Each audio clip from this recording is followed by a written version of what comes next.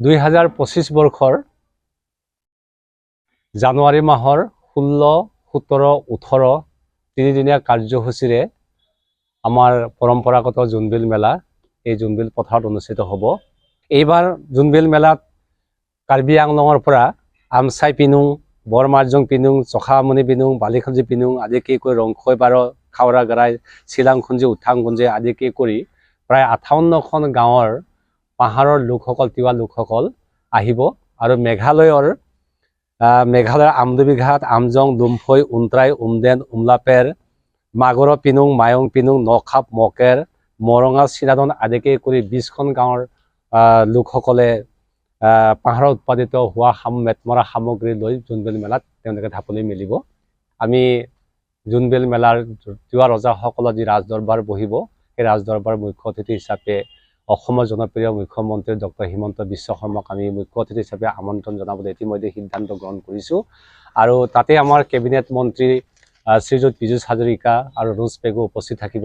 লগত মৰিগাঁও সমষ্টিৰ বিধায়ক আৰু তিৱা সাহিত্য পৰিষদৰ মুখ্য কাৰ্যবাহী সদস্য জীৱন চন্দ্ৰ কোঁৱৰ দেৱে উপস্থিত থাকিব। আৰু লগতে এই বছৰ আমি অসমৰ চলচ্চিত্ৰ জগতৰ বিশিষ্ট জনপ্ৰিয় অভিনেত্ৰী আইমী বৰুৱা বাইদেউক আৰু লগতে তিৱা কথাছবি চিকাইচাল পৰিচালিকা ডক্টৰ ববি শৰ্মা বৰুৱা বাইদেউক আমি ইয়াত উষ্ম আদৰণি আৰু বিশেষ সম্বৰ্ধনা জনাবলৈ আমি সিদ্ধান্ত গ্ৰহণ কৰিছোঁ। লগতে জোনবিল মেলাৰ আন এটা সিদ্ধান্ত গ্ৰহণ কৰিছোঁ, আমি জোনবিল মেলাৰ প্ৰসাৰ আৰু প্ৰচাৰৰ বাবে এইবাৰ আঞ্চলিক আৰু ৰাষ্ট্ৰীয় পৰ্যায়ৰ বিশেষ বা বিশিষ্ট সংবাদ মাধ্যমৰ লগত জড়িত সাংবাদিকক আমি আমন্ত্ৰণ জনাম। ইয়াতে তেখেতসকলৰ লগত আমি কথোপকথন আৰম্ভ কৰিম।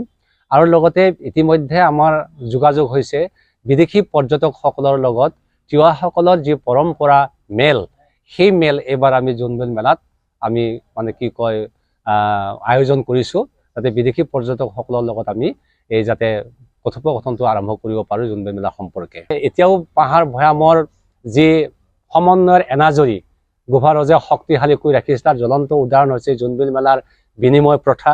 আৰু এই বিনিময় প্ৰথা আৰু জোনবিল মেলা উপভোগ কৰিবলৈ আহি দেশ বিদেশৰ পৰ্যটক আৰু পাহাৰ ভৈয়ামৰ লোকসকল 5 লাখৰ পৰা 6 লাখলৈকে ইয়াত সমবেত হয় আৰু জাতি ধৰ্ম বৰ্ণ নিৰ্বিশেষে সকলোৱে আঁকোৱালি লৈছে।